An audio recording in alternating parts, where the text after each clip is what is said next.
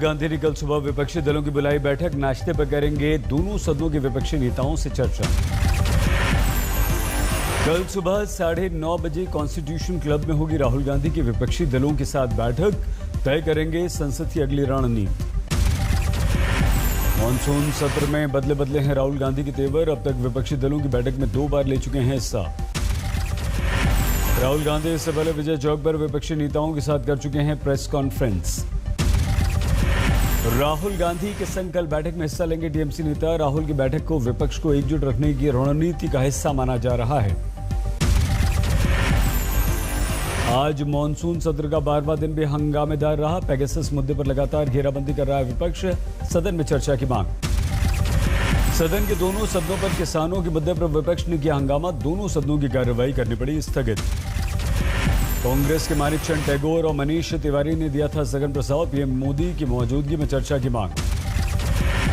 अकाली दल के नेता हरसिमरत कौर ने उठाया किसानों का मुद्दा, गेहूं की बालियां लेकर आई संसद, बीजेपी नेताओं को गिफ्ट किया। अकाली दल और बहुजन समाज पार्टी के सांसदों ने संसद भवन के किसानों के मुद्दे पर दिया धरना, कृषि कानूनों को वापस लेने की मांग की। केंद्रीय मंत्री मुख्तार अब्बास नकवी ने कहा विपक्ष कर रहा हवाबाही हंगामा, सरकार हर मुद्दे पर चर्चा को तैयार। असम मिजोरम के बीच तनातनी और बढ़ी, असम के मंत्री अशोक सिंघल का बयान, जान जाए लेकिन छोड़ेंगे नहीं 1 इंच भी जमीन। सीमा विवाद पर असम के मुख्यमंत्री हेमंत बिस्वा का नया निर्देश, मिजोरम सांसद के खिलाफ केस वापस लिया जाए। राजनीति से संन्यास का बयान देने वाले बाबुल सुप्रियो अभी भी राजनीतिक दौड़ में सक्रिय। आज शाम 6:30 बजे दिल्ली में बीजेपी अध्यक्ष जेपी नड्डा से मिलेंगे। राजस्थान में वसुंधरा राजे को साइडलाइन किए जाने की अटकलों के बीच झुंझुनू में जुटे समर्थक उन्हें फिर से मुख्यमंत्री बनाने के लिए शपथ। यूपी में मुहर्रम को लेकर डीजीपी मुकुल गोयल के निर्देश पर राजनीति, 4 पेज के निर्देश में मुहर्रम की जुलूस और पुरानी प्रथाओं का जिक्र, शब्दावली पर शिया समुदाय को ऐतराज। ऑल इंडिया शिया पर्सनल लॉ बोर्ड के जनरल सेक्रेटरी ने डीजीपी के सर्कुलर को बताया निंदनीय, बोले ऐसा लगता है कि इसे उनके किसी वहाबी मित्र ने तैयार किया। गाइडलाइन की भरपूर तरीके से मजम्मत करता है और मुखालिफत करता है। हमें बहुत विरोध है, एक विरोध नहीं है। एक तो उन्हीं ने तबर्रा कहा, इसमें लफ्ज तबर्रा वो जानते हैं। शिया धर्मगुरु ने सर्कुलर का किया विरोध, इसे अमन चैन बिगाड़ने की साजिश बताया, कहा शिया सुन्नी ही नहीं हिंदू मुसलमान को लड़ाना चाहते थे लोग। जितनी बातें इन्होंने लिखी हैं उनमें सब काबिल एतराज है और इन बातों के जरिए से शिया सुन्नी विवाद भी फैलेगा और हिंदू मुस्लिम विवाद भी फैलेगा। टोक्यो ओलंपिक में महिला हॉकी टीम ने रचा इतिहास, सेमीफाइनल मुकाबले में पहुंची जुझारू जाबाज। महिला हॉकी के क्वार्टर फाइनल मुकाबले में भारतीय टीम ने ऑस्ट्रेलिया को हराया, 1-0 से दी मात। भारतीय टीम ने सेकंड हाफ में 22वें मिनट में ऑस्ट्रेलिया पर गोल दागा, गुरजीत कौर ने अपने गोल से भारत को दिलाई बढ़त। भारतीय टीम ने अंत तक बनाए रखी अपनी बढ़त, अंतिम समय में ऑस्ट्रेलिया को मिले ताबड़तोड़ पेनाल्टी कॉर्नर, लेकिन भारतीय टीम के डिफेंडर्स ने किया शानदार बचाव। भारतीय खिलाड़ियों ने दबाव में किया शानदार प्रदर्शन, ऑस्ट्रेलियाई खिलाड़ियों को बराबरी का नहीं दिया कोई मौका। ओलंपिक में हॉकी टीम के प्रदर्शन से महिला हॉकी टीम के कप्तान रानी रामपाल बेहद खुश, कहा दोनों टीमों का सेमीफाइनल खेलने का गौरव का क्षण। पीएम मोदी ने किया ट्वीट, अगस्त शुरू हुआ अमृत महोत्सव, सिंधु की जीत, महिला पुरुष हॉकी टीम की उपलब्धि के साथ वैक्सीनेशन और बेहतर आर्थिक स्थिति का उल्लेख। दिल्ली के मुख्यमंत्री अरविंद केजरीवाल ने महिला हॉकी टीम को दी बधाई, कहा देशवासियों के लिए गौरव का क्षण। ओडिशा के सीएम नवीन पटनायक ने महिला हॉकी टीम को दी बधाई, लिखा जारी रखें जीत का सिलसिला, देश को दें गौरव का क्षण। आज संसद की कार्यवाही शुरू होने पर लोकसभा राज्यसभा में ओलंपिक कांस्य पदक विजेता पीवी सिंधु को दी गई बधाई। महिला हॉकी टीम की शानदार जीत पर केंद्रीय मंत्री किरण रिजिजू की बधाई, कहा महिला और पुरुष दोनों हॉकी टीमों के सेमीफाइनल खेलने पर मेरे पास शब्द नहीं। यूपी के सीएम योगी आदित्यनाथ ने कहा संपूर्ण देश को गौरवान्वित करने वाला ऐतिहासिक क्षण।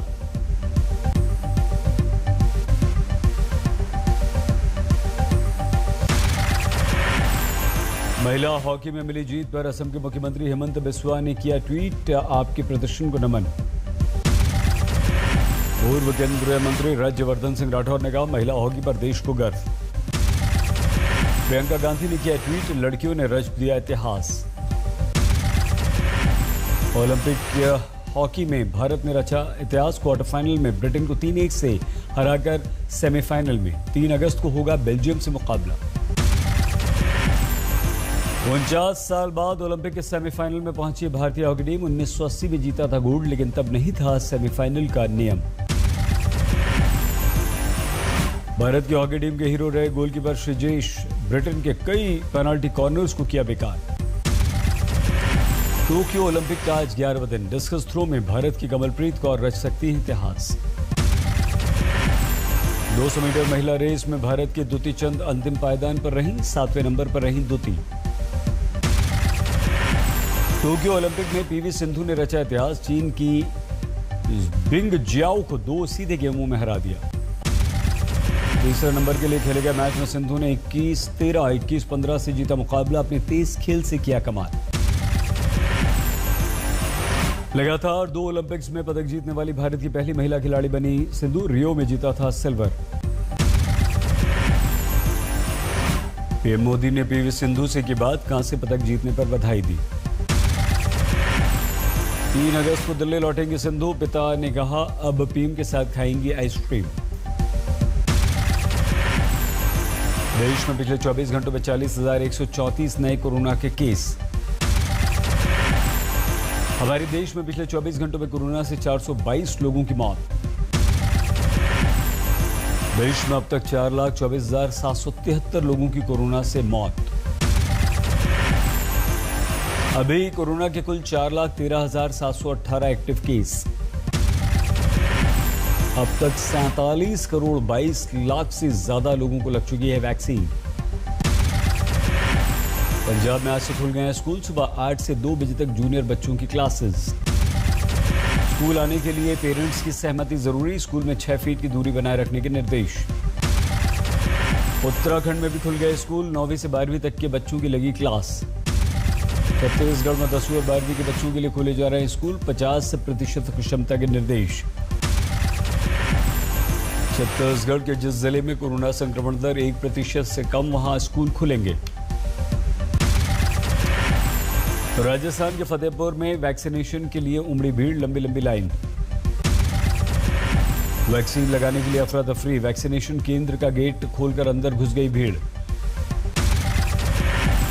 बुलानी पड़ी पुलिस, भगदड़ जैसी बन गई वैक्सीन के लिए स्थिति। कानपुर में पुलिस कमिश्नर ने पेश की मानवता। बेटे बहू की शिकायत लेकर आए बुजुर्ग माता पिता को खुद उनके साथ लेकर पहुंचे उनके घर। बेटे बहू पर बुजुर्ग दंपति को घर से निकालने का आरोप, कमरे में लगा दिया था ताला। हिमाचल में बारिश का कहर, चट्टान खिसकने की इलाके में कई सारी घटनाएं। चंबा जिले के भरमौर में सड़क पर गिर गई बड़ी चट्टान, जान जोखिम में डालकर लोग रास्ता पार कर रहे हैं। भरमौर में कई जगहों पर सड़कों को नुकसान हुआ है। खतरनाक रास्ते से गुजर रही हैं गाड़ियां। बारिश के बाद चंबा का प्रांगण नाला उफान पर, सड़कें हुई तबाह।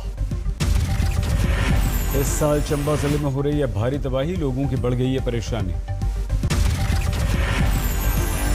हिमाचल के सोलन में भारी बारिश, हाईवे पर कई जगहों पर गिरी चट्टानें।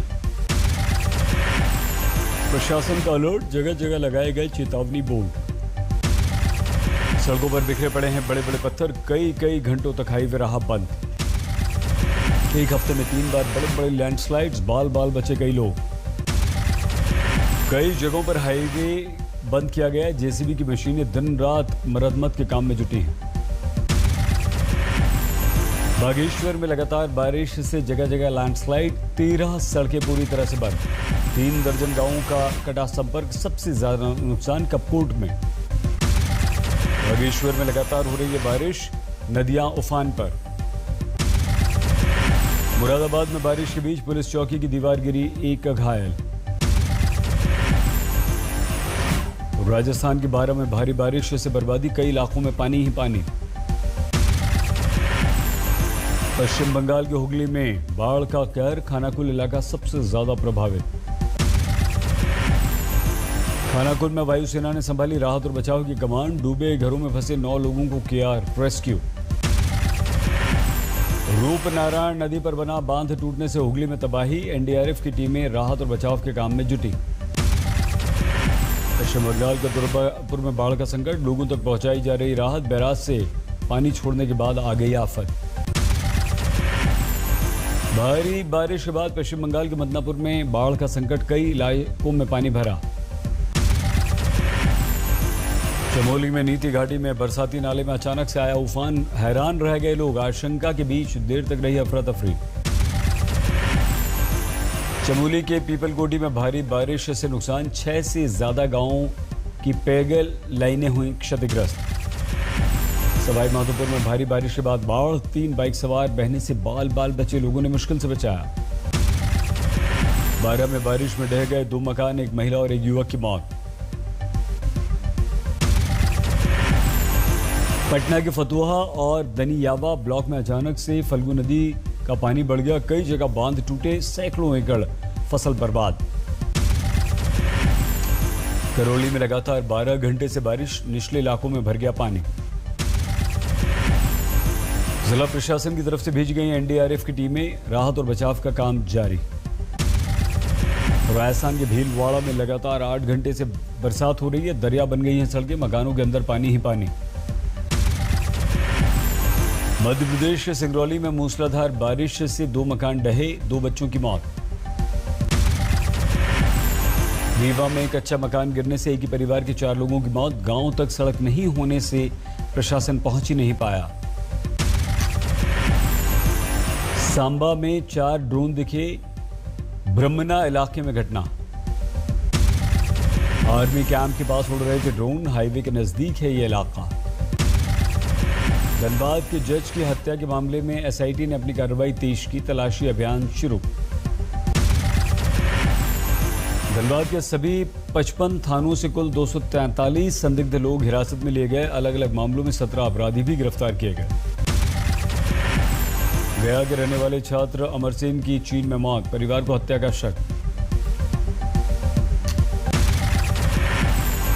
आज सावन का दूसरा सोमवार, महाकाल की भस्म आरती। भस्म आरती के बाद महाकाल का पंचामृत से किया गया अभिषेक, महाकाल का हुआ विशेष श्रृंगार। हरिद्वार में शिव की ससुराल दशेश्वर प्रजापति पर शिव भक्तों की सुबह से लंबी लंबी लाइन, सावन के सोमवार को जलाभिषेक से मनोकामना पूरी होने की है मान्यता। वाराणसी में शिव भक्तों ने किया पवित्र स्नान, बाबा विश्वनाथ की पूजा। प्रयागराज में यमुना तट पर मनकामेश्वर मंदिर में जुटे शिव भक्त, पूजन कर मांगा आशीर्वाद।